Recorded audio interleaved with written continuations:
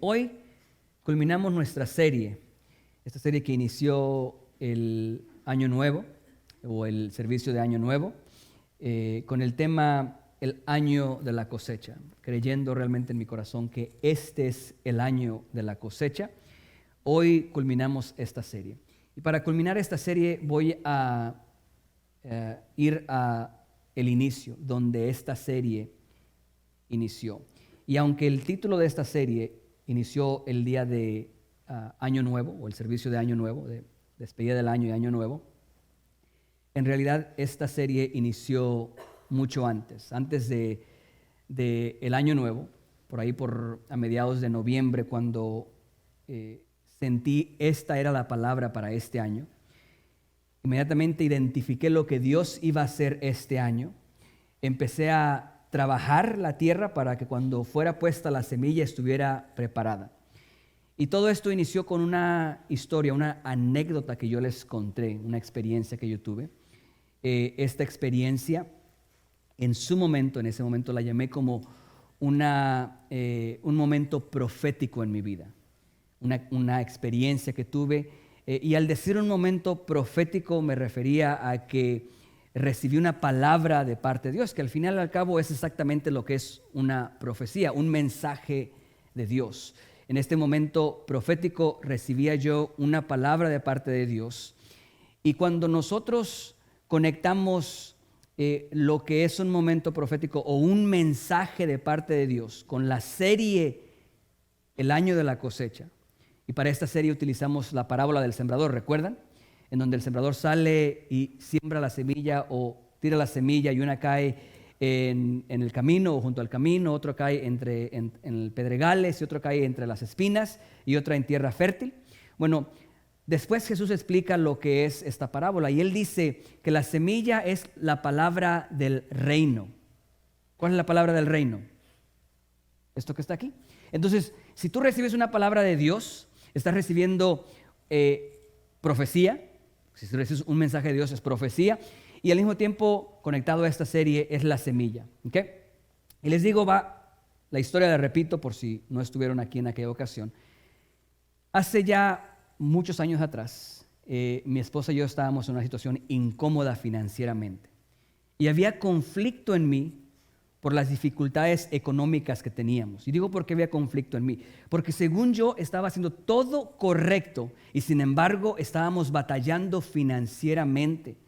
Teníamos dificultades económicas, y sin embargo, según yo, éramos gente que servía a Dios, que nuestra vida estaba concentrada en servir a Dios, en ministrar en la presencia de Dios. No solo eso, sino que éramos personas que dábamos fielmente, diezmábamos. Y sin embargo, a pesar de esas dos cosas que para mí son vitales a la hora de poder ser bendecidos de parte de Dios, ¿a qué me refiero? A que si tú obedeces el llamado de Dios y estás sirviendo a Dios y eres alguien que da, yo no entiendo cómo no puedes ser bendecido financieramente. No estoy hablando de riquezas, estoy hablando simplemente de ser bendecido, y sin embargo nosotros estábamos pasando por unas dificultades económicas. Entonces, naturalmente, yo en este momento recuerdo ese día. Iba rumbo al trabajo temprano manejando el vehículo, y en ese momento no pude más ya. Y entre la angustia, la frustración, se empezaron a derramar las lágrimas. A lo mejor un poco molesto, a lo mejor un poco sin saber, con la incertidumbre de por qué Dios no lo entiendo. Recuerdo que en esos días había yo incluso hablado con algunas de esas organizaciones que se encargan de consolidar la deuda. Entonces, mientras teníamos esa entrevista preliminar para el proceso, recuerdo que esta persona me preguntaba y me decía, ok, vamos a ver qué podemos hacer para ayudarte en esta situación financiera. Y me dice, empieza a hablarme de tus gastos, dónde va tu dinero, todo esto. Y empezamos de una cosa por una cosa, y de repente llegamos a algo que se llama diezmo. Y ahí me dice, ok, vamos a parar un momento aquí. ¿Qué te parece si empezamos a trabajar sobre esto? ¿Por qué no vas con tu pastor y le dices que te dé permiso de no diezmar por unos meses, para que puedas recuperarte y empezar a liquidar algunas de estas cosas? Y en ese momento me di cuenta que yo estaba buscando ayuda en el lugar equivocado. Y le dije, yo no puedo hacer eso, porque hacer eso significaría mentirme a mí mismo.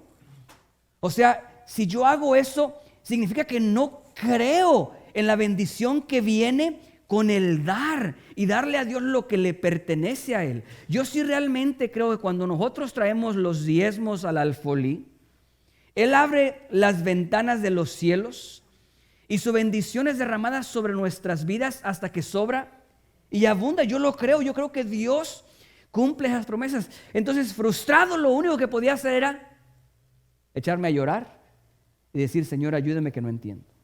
Bueno, en esos momentos iba manejando yo y en esa frustración, con las lágrimas rodando, entra una llamada por teléfono.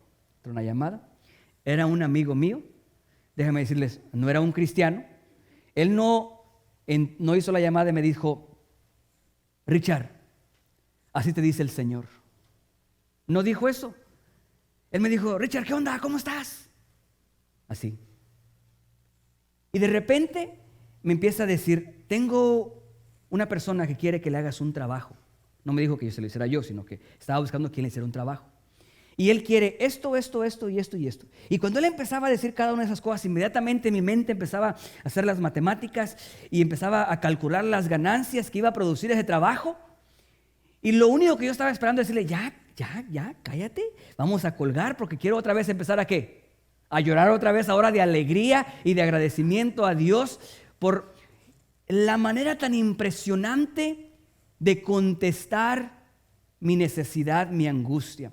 O sea, ahora las lágrimas eran de alegrías, el no poder creer que Dios en su misericordia y en su gracia lidia con nosotros, que muchas veces nos falta fe y renegamos y nos quejamos delante de Dios, y Él es paciente con nosotros en ese momento, y lejos de regañarnos y reprendernos y decir: ¿por qué no tienes fe?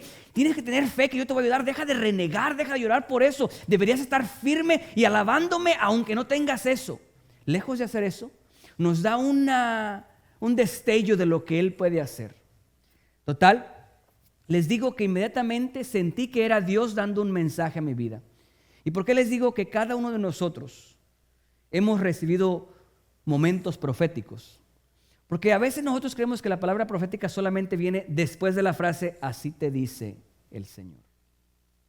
Él, el que me llamó, no dijo: tengo una palabra para ti. No dijo: Dios me mandó a que te diera una palabra. No, nada de eso. Sin embargo, ese momento, esa interacción fue un mensaje, sin duda, un mensaje de Dios. Era el momento exacto cuando yo necesitaba escuchar de Dios y llegó ese mensaje.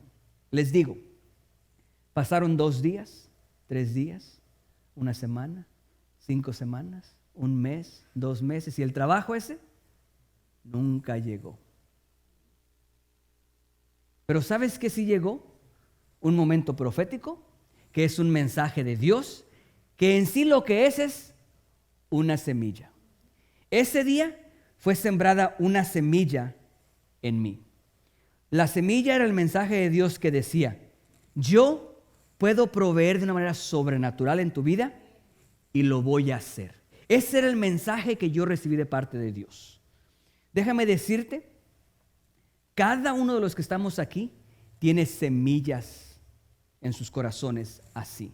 Porque cada uno de los que estamos aquí hemos sido expuestos a esta palabra. Has escuchado un mensaje, una predicación, a lo mejor hasta un canto que Dios ha utilizado para darte un mensaje a ti. Y esa es una semilla que se ha puesto en tu corazón. Pero ¿por qué quiero utilizar esta historia para hablarles de 2 conceptos acerca de la cosecha? Porque eso sucedió hace más de 10 años.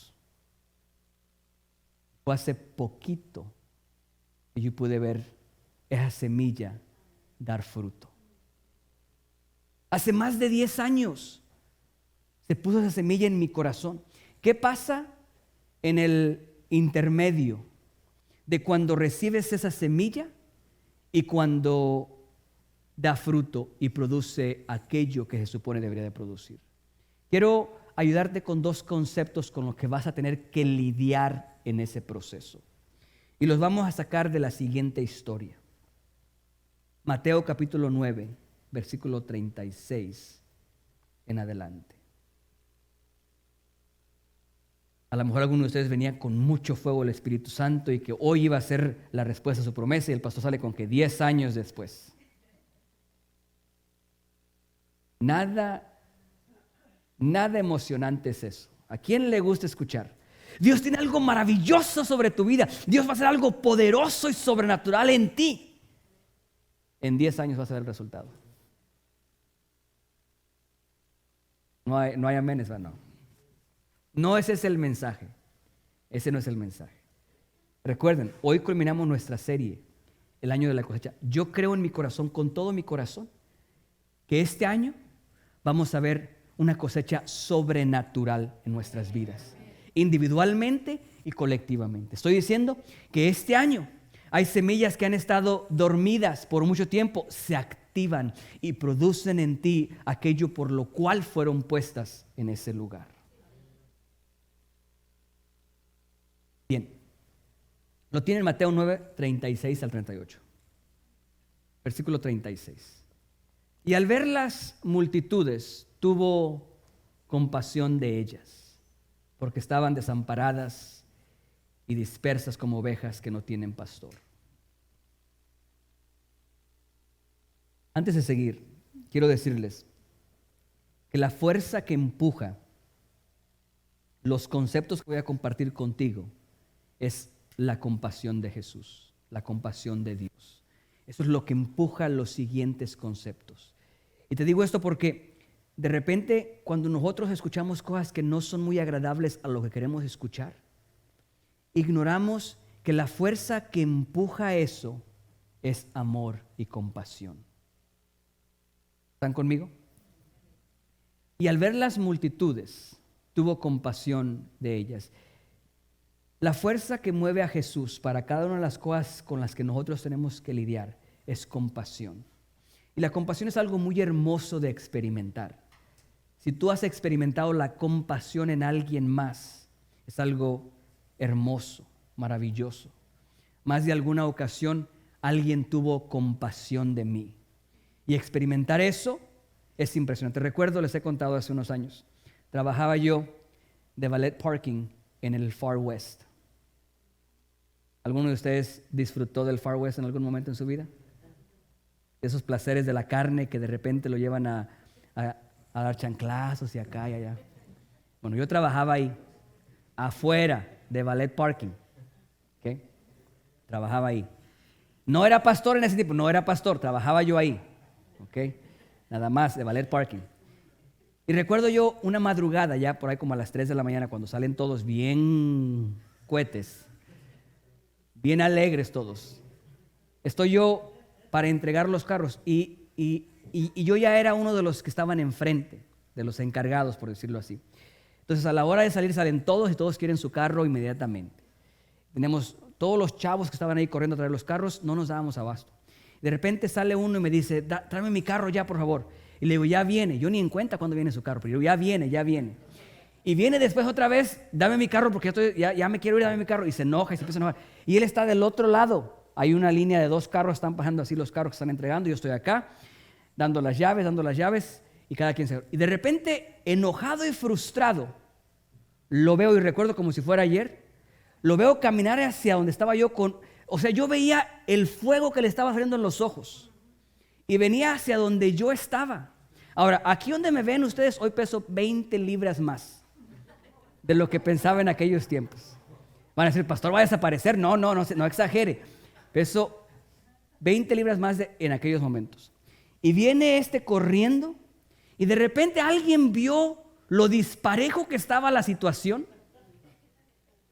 Alguien tuvo compasión de mis huesos y pegó el brinco de afuera, de atrás, y se paró enfrente de mí y detuvo a aquel que venía hacia donde estaba yo. Estoy hablando de hace más de 15 años, 18 años probablemente más o menos. Ya les dije más o menos mi edad, ¿verdad? Pero en ese tiempo, flaco, delgado, nada de eso que uno agarra cuando uno se hace viejo, ¿no? Sí, que va uno embarneciendo, se dice. Sí, o sea, un chamaquito ahí y todo. Y y de repente se para al enfrente, eso es compasión. Mire, la compasión es ser movido por el sufrimiento o el peligro de alguien más y tener un deseo muy fuerte de aliviarlo. Déjenles digo, les doy la definición exacta. ¿Okay? Sentimiento de tristeza, ¿okay?, que produce el ver el peligro de alguien más, el padecer de alguien más, el sufrimiento de alguien más, y que te impulsa a aliviar su dolor. Esa es la compasión. Y eso es lo que mueve a Jesús para hacer lo que Él hace. Ve el dolor y el sufrimiento de alguien allá, la angustia y el dolor con lo que están pasando, y es movido a permitir que tú pases ciertas cosas con tal de suplir esa necesidad. ¿Sí? Esa es la compasión. Y les pregunto algo necesario para esta nueva temporada. ¿Para quién es la compasión? ¿Hacia quién debe de dirigirse la compasión? ¿Es para los que no creen en Dios y viven como hijos del diablo, o es para los cristianos? ¿Para quién es la compasión de Jesús? Tenemos que tener cuidado y realmente entender lo que estamos predicando o abrazando en ese sentido. Porque de repente nosotros consideramos que alguna gente no es digna de compasión. En pocas palabras, que alguna gente no merece la compasión. Eso sería como hablar de la gracia, porque es muy pegado la compasión con la gracia. Decir que alguien no merece la gracia de Dios es un oxímoron. Así se dice, oxímoron. Es una contradicción. Decir que alguien no merece la gracia de Dios, que alguien no merece el favor de Dios, es una contradicción en sí mismo.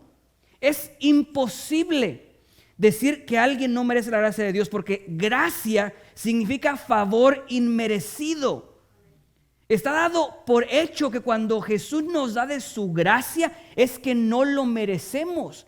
La compasión es para aquel que no merece, aquel que no ha hecho nada por Dios, aquel que no ha hecho nada por ti. Ese es el que merece la compasión, igual que el cristiano que cae y que el cristiano que se mantiene firme y luchando y peleando. La compasión es lo que mueve a Jesús, a Dios. Y esa es la fuerza que ojalá nos ayude a entender los siguientes dos conceptos que quiero compartir con nosotros. Continuamos. Entonces, al ver la multitud, al ser movido por su compasión ante la necesidad, le dice a sus discípulos: a la verdad, la mies. ¿Alguien me ayuda con una palabra diferente para la mies?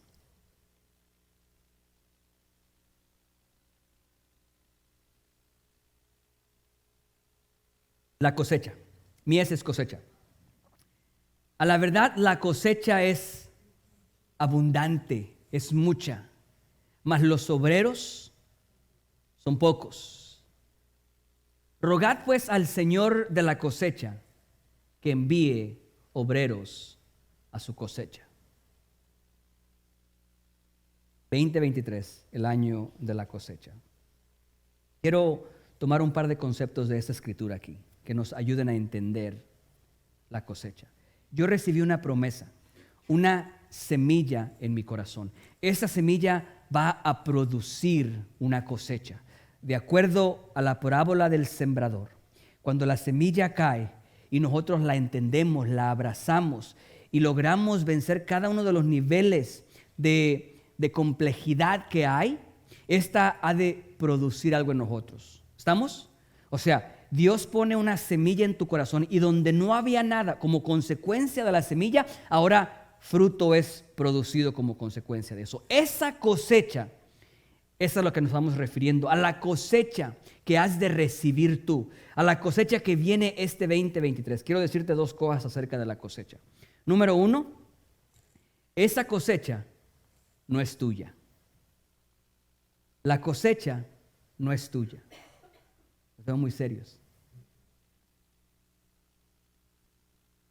Dios pone una semilla en ti, va a crecer, va a dar fruto. Ese fruto no es tuyo. Dios pone talentos y habilidades en ti. Lo que estos talentos y habilidades en ti producen no es tuyo, no te pertenece a ti. Miren, pensé que en el de inglés, en el servicio de inglés, me equivoqué de mensaje, porque no les gustó mucho. Pero ya veo que no eran ellos, porque tampoco a ustedes les gustó mucho, entonces el problema soy yo. Por un momento pensé que eran ellos el problema, pero ahora parece que el problema soy yo. No se preocupen, yo como quiera lo voy a predicar. Ustedes tranquilos. Miren, la cosecha que has de recibir no es tuya. Creo que eso te va a ayudar de una manera impresionante. El que entiendas realmente que Dios pone una semilla en ti para que produzca, para que dé fruto, y ese fruto no es tuyo. No es tuyo significa que no es para ti y que no está por ti, es para alguien más. No es para ti. ¿Ustedes recuerdan la gran promesa que se le dio a Abraham? La semilla que Dios puso en Abraham. Vete de tu tierra, tu parentela, y haré de ti una gran nación y te bendeciré y todo eso. ¿Recuerdan? Más adelante Dios le dice a Abraham, confirmando esa semilla, le dice, en tu simiente serán benditas todas las naciones de la tierra. ¿Recuerdan ese pasaje? En tu simiente serán benditas todas las naciones de la tierra. Les pregunto yo, así mirando de lejos, ¿a quién beneficia esa semilla? ¿A Abraham o a las naciones de la tierra? O sea, Abraham, tienes una semilla que no es para ti, es para bendición de alguien más. Es importante que entendamos este concepto porque nos va a ayudar en algunas áreas. Por mucho que parezca un poco difícil, porque nos encanta que las cosas sean para nosotros y se trate de nosotros. Pero no. Esta cosecha no es para ti. No lo es. Miren, ¿en qué nos ayuda el saber que no es para nosotros? Una, remueve toda presión que pueda haber sobre ti. El saber que la cosecha no es tuya, no es tu cosecha, que la cosecha no es para ti, que tú no eres el dueño de la cosecha. ¿Quién es el dueño de la cosecha? ¿Puedes poner el versículo 38, por favor? Rogad pues, ¿a quién?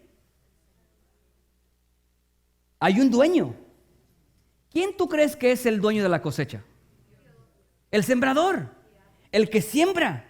En la parábola del sembrador, tú y yo lo único que somos es tierra. Somos tierra. Es su cosecha de él, no es nuestra. Y el que tú entiendas que esta cosecha no es nuestra, que no es para nosotros, te va a ayudar a aliviar presión como no te imaginas. ¿A qué me refiero a presión? Si la cosecha fuera tuya, si tú fueras el dueño de la cosecha, significa que tú eres responsable de cómo se ve la cosecha. Porque tú eres el responsable de la semilla, del trabajo, de todo eso. No, tú no eres el responsable de cómo se ve la cosecha. Tú eres solamente un instrumento en un proceso grande que ha de producir una cosecha abundante. Eres la tierra nada más. Él se encarga de preparar la tierra. Él se encarga de poner los nutrientes necesarios en la tierra. Tú no eres el dueño de la cosecha. Él es el dueño de la cosecha. Y eso realmente debería de aliviarnos de una manera impresionante a nosotros. ¿Sabes por qué? Porque el saber que no depende de ti cómo se ve la cosecha, debería de ayudarte a dejar de compararte con los demás. Porque Dios pone una semilla en ti y pone una semilla en esta persona. Él, Dios, es el dueño de la cosecha. Él es el que se encarga de determinar qué tipo de semilla vas a tener tú, cuándo esa semilla es activada, cómo esa semilla va a crecer y el fruto que va a producir. Él es el dueño, no tú. Y es algo con el que todos peleamos y luchamos. El comparar. Ella es mejor mamá. Mira, le hace tortillas calientitas todas las mañanas a sus niños. O mira esto, mira lo otro. Siempre comparándonos. Alguien por ahí decía en algún momento, tú no puedes juntar a 8 pastores que no se conocen, no saben quiénes son pastores. Saben que son pastores, pero no conocen sus iglesias, están ahí. Dice, no pasan más de 5 minutos en el que el primero haga la pregunta universal.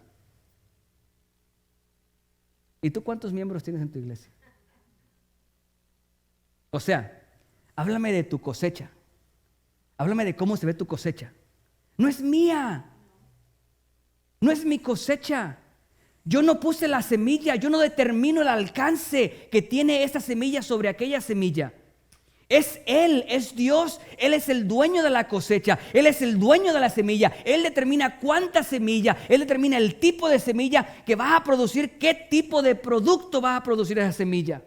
El entender esto nos debe ayudar a quitar la presión de siempre querer compararnos con alguien más y de siempre decir, debería de ser de esa manera o de esa manera, o yo debería de parecerme a esto, debería de parecerme a lo otro. Debería de quitarnos esa presión y de liberarnos para poder realmente dar el fruto al que Dios nos llamó. A veces queremos que la semilla de un mango crezca en el molde de una manzana. Y no puede. Durante muchos años tuvo que pelear en esta larga jornada de cuando se puso la semilla ahí. Luchar y pelear con el conflicto que tenía yo de que Dios no me había dado el molde correcto para un pastor. Pastor, yo no he visto un pastor tan chavo como yo, de 20 años. Estoy acostumbrado a verlos con canas. Estoy acostumbrado a verles con lentes. Yo no tengo lentes. Constantemente viendo y diciendo, es que no me siento pastor. Imagínense, ¿no? El mango plantado ahí con un mango aquí. Es que no parecen manzanas.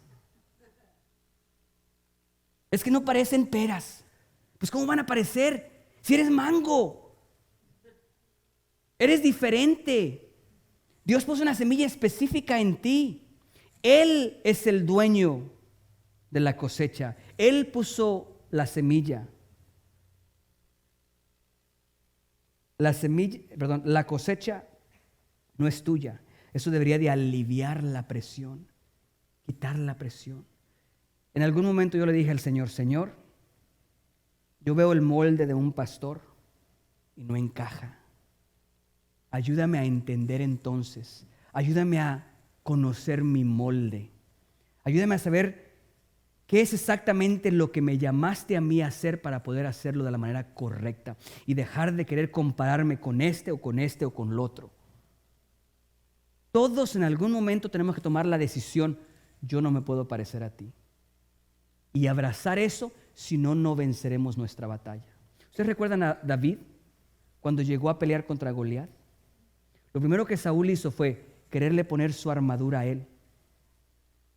Tenemos que entender quiénes somos nosotros y entender que somos diferentes para poder vencer al enemigo que tengamos enfrente. Dejemos de querer ser como alguien más. Quítate la presión. La cosecha, Él es responsable. Tú lo único que eres responsable es de que tu tierra abrace la semilla y la crea. Eso es todo. Él se encarga de todo lo demás. ¿Sí? ¿Están aquí o no? Muy bien. El que la cosecha no sea tuya, no te pertenezca a ti, implica unas cosas importantes para nosotros. Implica que el principal beneficiario de tu fruto no eres tú. La cosecha no es tuya. El fruto que tú produces no es tuyo, no te pertenece a ti. Eso significa que tú no tienes el derecho de decir a dónde va ese fruto.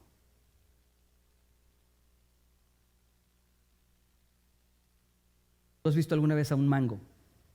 Cuando se va a acercar a alguien a agarrar un mango de ahí, que al ver quién es el que va a agarrar la fruta, le haga y esconda los mangos. ¿Has visto algo así? Ningún mango sacó sus raíces y se fue corriendo porque venía alguien a agarrar la fruta ahí. No. Dios nos mandó a nosotros una semilla que va a dar fruto, va a producir. Y Él se encarga de determinar quién ha de recibir ese fruto, cómo ha de bendecir sus vidas. Abraham, en tu simiente serán benditas todas las naciones de la tierra. Eres solamente un instrumento. Moisés, la semilla que he puesto en ti liberará a muchos otros. Igual Gedeón, y así avanzamos. Entonces, tú no determinas quién recibe la semilla y quién no. Él es el que determina quién recibe la semilla. ¿Sí? Yo sé que a lo mejor no nos agrada mucho la idea esta. Estamos acostumbrados a que el evangelio sea acerca de nosotros, enfocado en nosotros. Y yo creo que durante muchos años ese fue el enfoque. El enfoque principal era que fueras salvo, que fueras salvo, que fueras salvo. Pero eso no debería de ser el enfoque principal, porque ahí no termina la historia, ahí inicia la historia. La historia inicia con tu salvación. Cuando aceptas a Cristo Jesús como Salvador, no termina la historia. Nuestra meta no debería ser la salvación. La salvación es el inicio. De lo contrario, si esa fuera la meta, cuando aceptamos a Jesús, que nos llevara de una vez. No muchos querían aceptar a Jesús, entonces dirían: yo me voy a esperar a que ya tenga varios años avanzado y que ya, entonces ahí acepto a Jesús, ahí entonces termina la historia. No, la salvación es el inicio. En el momento que tú decides ser salvo, en ese momento tienes que entender que lo que tú produces no te pertenece a ti. Tú no determinas a dónde vas, qué es lo que haces, cómo lo haces. Hay alguien que puso una semilla ahí y es el dueño del fruto que tú has de producir. Y Él determina cómo, cuándo y dónde ha de ser manifestado ese fruto. Salvos para servir. ¿Sí? El segundo concepto que encontramos aquí, versículo 37, 38, una vez más, por favor, lo encontramos en forma de pregunta. Entonces dijo a sus discípulos: a la verdad, la cosecha es abundante, es grande lo que viene, la cosecha que se acerca para tu vida, sin duda es abundante. Mas los ¿qué? Obreros poco. Son pocos los obreros. Rogad pues al Señor de la mies, de la cosecha, al dueño de la cosecha, que envíe obreros a su cosecha. Muy bien, esta es la pregunta. ¿Qué pasa si no hay suficientes obreros? ¿Qué pasa con la cosecha si no hay suficientes obreros? ¿Qué pasa con la cosecha si no hay suficientes obreros? ¿Qué pasa si Dios puso una semilla en ti que ha de producir una cosecha? Yo entiendo, cuando hablamos de obreros, entiendo por trabajo, ¿sí? Horas de trabajo. ¿Qué pasa si Dios pone una semilla en ti, viene la cosecha y no tienes suficientes horas de trabajo? Se pierde. Quisiera, para ilustrar este siguiente concepto, el título del concepto es, el número 1 es: la cosecha no es tuya, no te pertenece a ti. El número 2, la cosecha está sujeta al trabajo. ¿Qué pasa si no tienes suficientes obreros para la cosecha? ¿Qué pasa si no tienes suficientes horas de trabajo para tu cosecha? Quisiera me permitieran reemplazar la palabra cosecha con oportunidades. ¿Sí? ¿Me lo permiten? Porque siento que están muy lindadas. O sea, hay una cosecha, oportunidad de grandes ganancias. Porque aparentemente que salga el fruto, que dé fruto y que el fruto esté listo, no implica ganancias.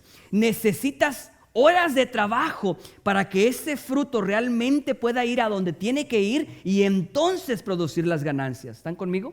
Eso a mí me suena como que la cosecha es una oportunidad que si tienes las horas de trabajo oportunas para la oportunidad, entonces tendrás grande recompensa. ¿Sí?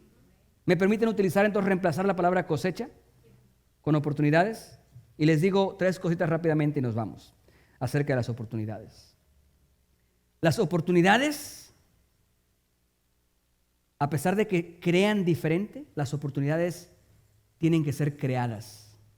A veces nosotros creemos que con soñar, imaginarnos cosas bonitas, las oportunidades van a caer del cielo. Las oportunidades son creadas, se crean. De 2 maneras, les voy a decir la primera. Ustedes recuerdan, había un paralítico en la Biblia que tenía 4 amigos. Bueno, él necesitaba una oportunidad de ser sano. Déjame decirte, Jesús no dijo, hay alguien allá que necesita sanidad, voy a pasar por su casa. No vino a él. Jesús no vino a él. ¿Podía hacerlo Jesús? Sí. Sin duda que podía hacerlo. Sin embargo, no lo hizo. Él, el paralítico, necesitaba una oportunidad para ser sanado. Una sola oportunidad necesitaba. Esa oportunidad no se dio de una manera orgánica. Tuvo que ser creada. Y yo diría casi que a la fuerza. ¿Sí ves? Las oportunidades son creadas. No suceden nada más porque sí. Son creadas. ¿Ustedes recuerdan a Pedro cuando consiguió la gran cosecha que consiguió? O la gran pesca, perdón, que consiguió. Tú dices, bueno, pues tuvo la oportunidad ahí. Esa oportunidad, una vez más, fue creada. Jesús no fue a sacarlo de su casa, a levantarlo del sofá donde estaba viendo Netflix. No, Jesús lo encontró trabajando. Y no lo encontró trabajando de una manera pasiva y tranquila. Cuando Él le dice, echa tus redes sobre este lado, Pedro le dice, hemos trabajado toda la noche. Eso a mí me habla de alguien trabajador, esforzado, que no estaba escatimando el esfuerzo, alguien realmente ocupado. Ahí fue donde Jesús lo encontró. Las oportunidades se crean. Tú podrás decir, bueno, pero él tuvo suerte que Jesús lo encontró ahí. Alguien, hablando de la suerte que tienen para tener éxito, alguien hablaba. Se criticó a esta persona y se decía que esta tuvo éxito de la noche a la mañana. Eso dijeron, tuvo éxito de la noche a la mañana. Y esta mujer, para defender su caso, dijo, sí, a lo mejor puede ser tuve éxito de la noche a la mañana. Lo que ellos no saben es que mi noche duró 10 años. 10 años. Trabajando, esforzándote. ¿Y qué crees? Las oportunidades se crean. Se crean. Pero ¿por qué es tan importante que hayas trabajado toda la noche? ¿O por qué es tan importante que durante 10 años hayas estado trabajando y trabajando? Por el siguiente concepto. Las oportunidades se crean. Número 2. Para las oportunidades tienes que estar preparado. Tienes que estar preparado.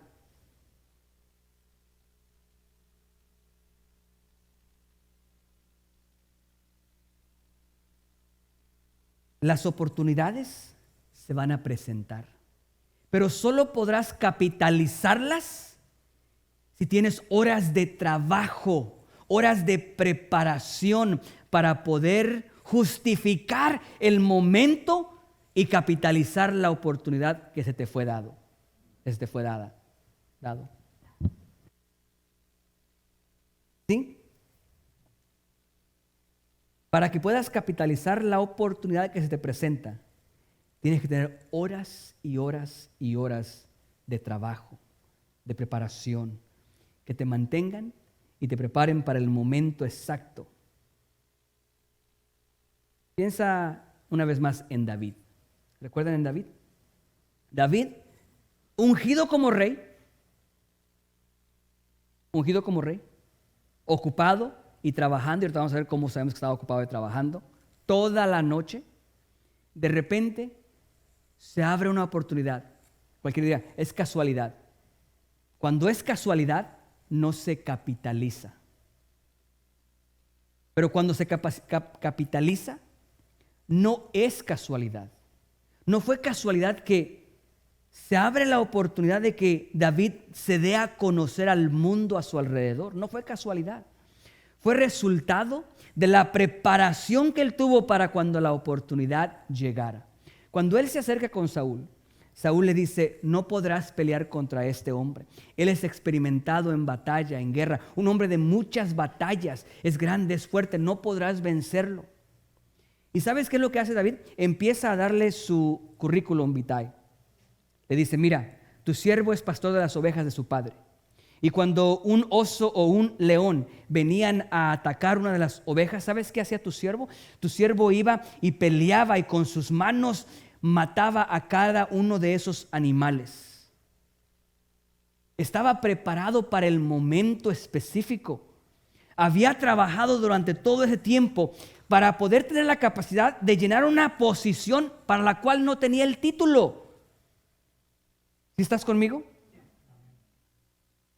Para que podamos nosotros capitalizar la cosecha que viene de una manera sobrenatural, necesitamos horas de trabajo y de esfuerzo y de preparación para cuando llegue ese momento sobrenatural puedas tener la confianza de pararte firme y hacer lo que Dios te ha llamado a hacer en ese momento.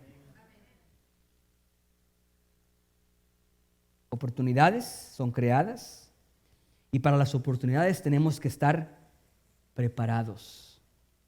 Si Dios te dice: voy a hacer de ti una empresa, esa es la semilla. No sabes cuántos años van a pasar para que dé un fruto, pero lo que no quieres hacer es no trabajar y cuando se presente la oportunidad no actúes y no te levantes y hagas lo que tienes que hacer, como en ese momento hizo David. Las oportunidades son creadas y para las oportunidades tenemos que estar preparados. Dios pone una semilla en ti y tú te preparas, y tú trabajas, y tú te esfuerzas. Y la última, las oportunidades se convierten en trabajo.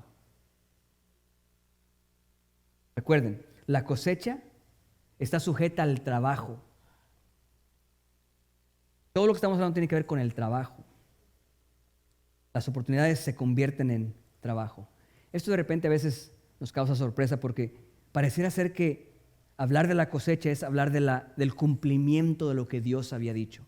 Eso significa que se terminó, que se acabó, que ya llegamos, que alcanzamos. Pero no. Requiere trabajo, requiere de esfuerzo. ¿Cuántos de ustedes en su mente realmente, cuando viene la palabra paraíso, es un lugar ausente de trabajo? ¿Sí? ¿Sí? Paraíso es en la playa, allá con una piña colada y el sol, virgen, sí, y el sol y las olas y la esposa aquí con una palma haciéndole así a uno. Es el paraíso. Sin embargo, hay un paraíso que la Biblia describe en Génesis, el jardín del Edén, un lugar perfecto. ¿Y sabes qué fue lo primero que hizo Dios? Puso a trabajar a Adán. Aquí está la tierra para que la trabajes. En el paraíso.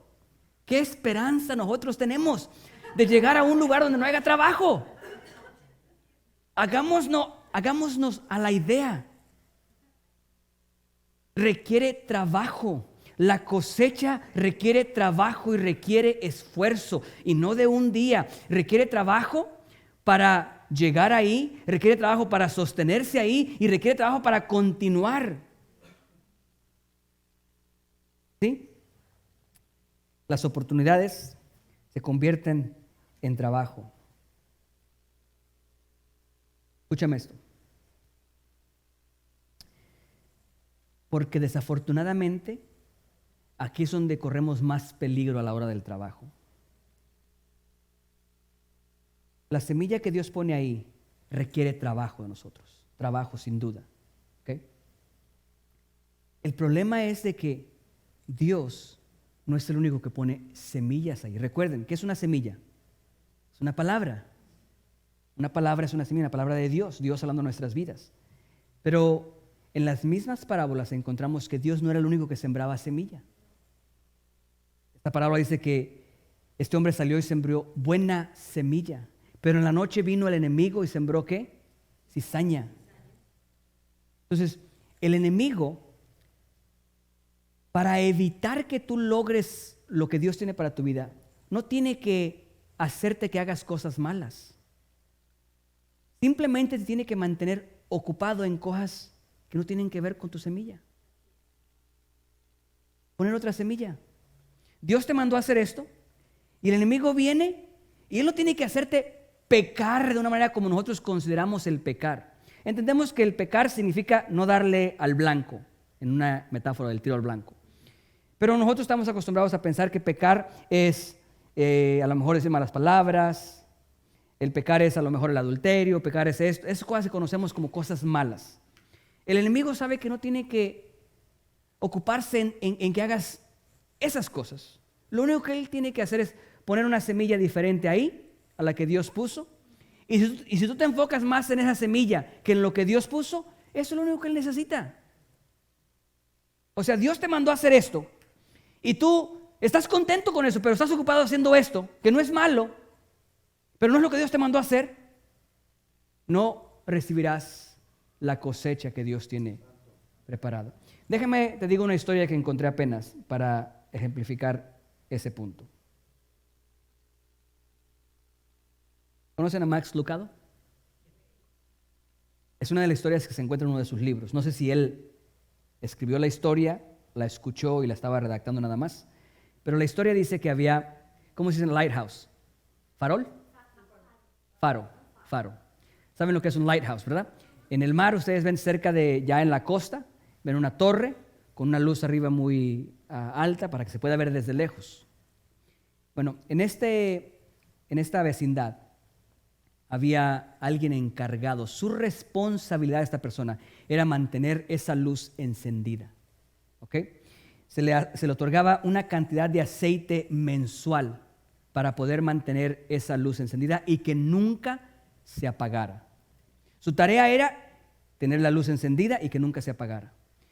En un invierno muy frío, se acerca de la vecindad una mujer a este hombre y le suplica. Le dice, mira que está muy frío y se me acabó el aceite. Ayúdame por favor con un poco de aceite. Y este hombre empieza a meditar y empieza a evaluar la situación y quiere ser de bendición para esta persona y le da un poco de aceite. Días después llega un hombre y le dice, mira que no tenemos con qué calentar la comida y mis hijos tienen hambre. Por favor, dame un poquito de aceite. Y después de cuestionarse a sí mismo, va y le da un poco de aceite a este. Y después viene otro con una situación similar y le da un poco de aceite también a este. Y resulta que, faltando días para que se acabe el mes, se apaga la luz del faro. Y esa noche, varios barcos, al no haber la luz, llegan y chocan contra la costa de la vecindad de este lugar. Y resulta que este hombre se mete en problemas. Y hay un juicio para atender la situación. Y resulta que él busca y empieza a analizar y no se siente mal por lo que sucedió. Él dice, esta mujer llegó, sus hijos iban a morir si yo no le daba el aceite. Este hombre vino, su familia iba a perecer de hambre si yo no les daba este aceite. Y empieza a justificar eso. Y al final de esa corte, él es encontrado culpable. Entonces, él utilizaba esta historia, y la utilizo yo ahora, para hablar de la importancia de entender la semilla que hay dentro de ti y el enfoque que tienes sobre esa semilla o otras semillitas alrededor. Porque a veces utilizamos el aceite que Dios nos ha dado para atender cosas a las cuales no fuimos llamados a hacer. Es por eso que en más de alguna ocasión alguien se ha acercado conmigo para que la iglesia haga ciertas cosas y yo les digo, no tengo los recursos, el aceite suficiente para cumplir con lo que yo tengo que hacer. Y aparte esto, no es que lo que pidas no sea bueno, es bueno. Es una necesidad sin duda que se necesita. O sea, no podemos decir que la vida de esta mujer no valía, no. Pero él tenía una responsabilidad y era mantener ese faro encendido, que no se apagara la luz. Pastor, suena demasiado grave eso. Tú y yo el día de mañana vamos a estar delante de Dios y Él nos va a pedir cuentas sobre lo que Él nos mandó a hacer, no lo que tú creías que era correcto hacer. A veces nosotros nos enfocamos más en cosas que ni siquiera Dios nos mandó a hacer. Puede ser el trabajo, puede ser muchas veces el ministerio, que ya no está haciendo lo que Dios nos mandó a hacer, sino que ahora se hace para complacer a los demás, o para esto o para lo otro. Esta semilla que Dios ha puesto en nosotros tiene una función específica. Por eso es que se fue puesta en tu tierra con los nutrientes que tú tienes. No cualquier semilla pega en cualquier lugar. Fue dada para ti específicamente. Entonces, tenemos que trabajar, pero tenemos que trabajar enfocados. Porque solamente tiene 24 horas el día. Y hay que dormir unas cuantas. No tienes tiempo para hacer todo. ¿Qué lugar tiene en ti la semilla que Dios ha puesto? Este mes, los miércoles hemos estado hablando acerca del don que hay en ti, lo que Dios te dio a ti, las habilidades, los talentos que Dios te dio a ti. ¿Sabes por qué? Porque son específicos para tu propósito. Tenemos que saber a qué Dios nos llamó, y una vez que sabes a qué Dios te llamó, tus recursos deben de estar enfocados en eso. Si a alguien Dios ha bendecido financieramente, no es para Él mismo, es para poder ser de bendición. Muchas veces en esa área, el poder bendecir a otros. Si a Dios te ha bendecido a ti con sabiduría, no es para que la retengas a ti, es para que puedas compartir y evitar que otros pasen por los dolores que a lo mejor tú pasaste. Cada uno de nosotros tiene algo que se nos fue asignado y vamos a dar cuenta a Dios si es que hemos mal usado la unción que se nos ha dado a nosotros.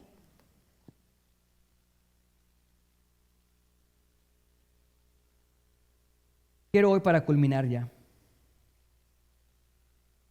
provocarte que veas hacia adentro esa semilla que hay en ti y que entiendas que la cosecha está sujeta a esa misma semilla. Para que haya una cosecha, tiene que ser la semilla que Dios puso ahí en ti. Les digo, en mi caso, Dios puso una semilla hace 10 años, más de 10 años. Esa palabra produjo un conflicto en mí. ¿Sabes por qué? Porque la semilla iba a producir algo que mis hábitos en ese momento no producían. Entonces, o tenía que soltar la semilla o cambiar de hábitos. Rechazar la semilla o actuar de una manera diferente. Esa semilla necesita de las aguas para crecer. Necesita acceso al sol de justicia para poder crecer. Pero 10 años tuvieron que pasar. 10 años, no donde se olvidó la semilla, no. 10 años de preparación, de esfuerzo, de trabajo. 10 años de cambiar la mentalidad. Muchas veces no tenemos las cosas que pedimos, no porque Dios no las pueda hacer en ese momento, sino porque no tienes la madurez, el carácter necesario para poder sostenerlo. ¿Por qué crees que no me dio Dios ese trabajo en ese momento? Porque si yo hubiera recibido ese dinero en ese momento, lo hubiera gastado igual que como había estado gastando antes el dinero. El problema no era la falta de dinero, era la mala administración del dinero. Dios ha de bendecir nuestras vidas, pero la semilla que está puesta ahí requiere de que te pongas a trabajar para prepararte, para que cuando venga esa bendición sobrenatural la puedas sostener. La cosecha está sujeta al tiempo. Dios determina cuánto tiempo, no tú. Es su cosecha, Él determina qué tipo de semilla. ¿Cuánto tiempo tarda en dar fruto la semilla de sandía? ¿Meses? ¿3 meses? Menos, más o menos, vamos a decir 3 meses. ¿Y cuánto tiempo la de bambú? 6 años. Bueno, Dios, a mí dame una de sandía. La ponemos aquí, en 3 meses invito a mis amigos y pásenle a la sandía, vamos a celebrar del fruto de Dios, mientras que otro está ya triste, afligido, pensando que Dios se olvidó, porque han pasado 3 años, 4 años, 5 años y no hay fruto que Él pueda ver. No, Él determina la semilla. Mientras otros gozaban 10 años trabajando y esperando a que Dios pudiera cumplir. Hace unos meses atrás venía a colación esta historia y cómo Dios ponía esto en mi corazón. Cuando me encontraba terminando un trabajo grande, mucho más grande que el que me ofrecieron en aquel momento. Terminándolo desde el diseño, el completarlo, terminar todo. Pero fueron 10 años, no de la noche a la mañana. La semilla que Dios ha puesto en ti, Él determina el tiempo. Pero hay semillas que este año darán fruto. Y lo último, la cosecha está sujeta al trabajo. Trabajo para prepararte, trabajo para sostenerte y trabajo para avanzar hacia adelante. Enfócate el día de hoy en esa semilla y trabaja en esa semilla, porque viene la cosecha. La oportunidad viene y cuando llegue, que estés preparado.